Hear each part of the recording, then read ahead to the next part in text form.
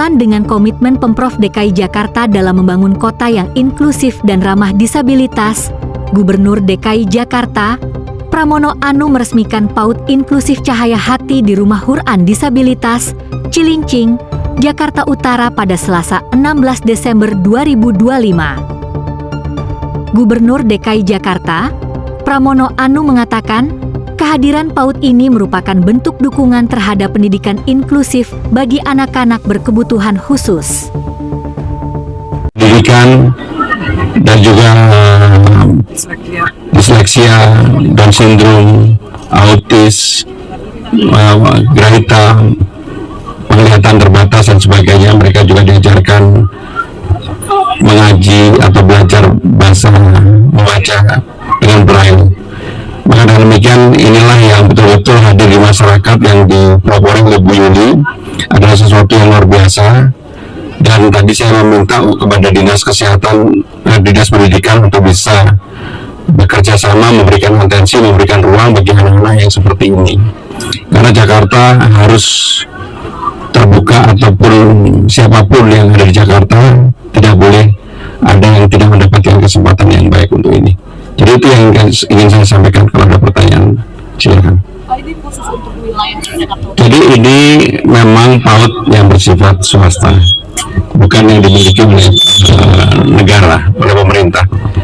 Nah, yang seperti ini tentunya harus bisa bersinergi juga dengan pemerintah DKI Jakarta. Jadi saya tadi minta kepada Bu Nana dan juga Pak Fajar, kebetulan juga hadir Pak Wali Kota Jakarta Utara, untuk diberikan ruang bantuan apa yang bisa dilakukan supaya yang seperti ini bisa hidup dan survive. Pak, untuk setiap wilayah itu pemerintah ada target tidak untuk pembangunan sekolah luar biasa? Jadi saya mengharapkan semua wilayah itu, semua kota harusnya ada sekolah untuk SLB yang berkebutuhan khusus. Kalau nggak salah di Jakarta Utara ini baru ada di tiga, Pak. Tiga ya? Iya. Baru ada 3. Iya. Salah satunya di Marunda. Iya. Hanya memang pasti kurang.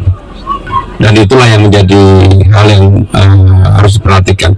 Termasuk sebenarnya di dalam hal yang berkaitan dengan bantuan sosial Jakarta untuk hal yang seperti ini, mendapatkan perhatian khusus, termasuk jadi ada tadi Bu Nana juga menyampaikan ada sekolah gratis untuk SLB. Itu yang kami lakukan. Baik. Soal isu dong, Terakhir ya. TPST Bantar Gebang ini diprediksi cuma cukup sampai 6 tahun aja. Ini ada langkah perpanjangan dari Pemprov. Dan yang kedua, Pak, soal angin kencang ini diprediksi sampai tanggal 21 Desember. Tanggapan itu? Yang pertama berkaitan dengan angin kencang, saya sudah meminta kepada Dinas Pertamanan untuk pohon-pohon tua semuanya kita rapikan. Maka sebenarnya hampir di semua daerah sudah dilakukan, tapi memang terkadang tidak mencukupi.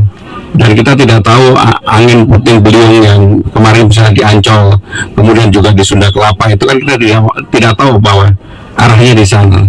Tetapi sekali lagi Jakarta sudah mempersiapkan diri, mengantisipasi, termasuk kalau kemudian memang seperti yang diprediksi dari BMKG akan terjadi puting beliung dan sebagainya. Yang pertama tadi, jadi untuk Bantar Gebang, karena kita akan segera memulai PLTS, pembangkit listrik tenaga sampah di Bantar Gebang, sesuai dengan pembicaraan dengan Danantara pada waktu itu dengan Pak Rosan secara langsung, akan ada 2 pembangkit listrik tenaga sampah, dan mudah-mudahan 55 juta yang sekarang stok ada di Bantar Gebang secara signifikan pelan-pelan akan turun. Itu yang akan kami lakukan. Terima kasih. Wassalamualaikum warahmatullahi wabarakatuh.